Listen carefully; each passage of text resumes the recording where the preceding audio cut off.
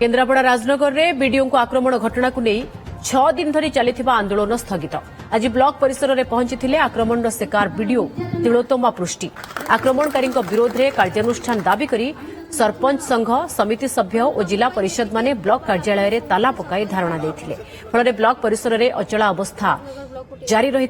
अतिरिक्त SP BDO को सांगरे धरी धारणास्थल में पहुंची आंदोलनकारी बुझासुझा करथिले। 7 दिन भितर आक्रमणकारी विरोध में कार्यानुष्ठान ग्रहण करा नहीं प्रतिश्रुति देथिले। एहा परे आंदोलन स्थगित रही। नचेत 16 तारिख में केन्द्रापड़ा पुलिस मुख्यालय घेराव कराजिबो बोली सरपंच संघ चेतावनी देछि। माने बहुत सेवारे एते दिन धरी दुर्दशा भोगिले तेणु आज आम ब्लॉक रे सब गणधारणा जो करथिले हमर माने समस्त जो शामिल होइथिले समस्तंकर गणधारणा वर्तमान प्रत्याहृत हेछि। आमे ब्लॉक रे काम जेमिति भाबे चले से प्रकार काम आरंभ करबा।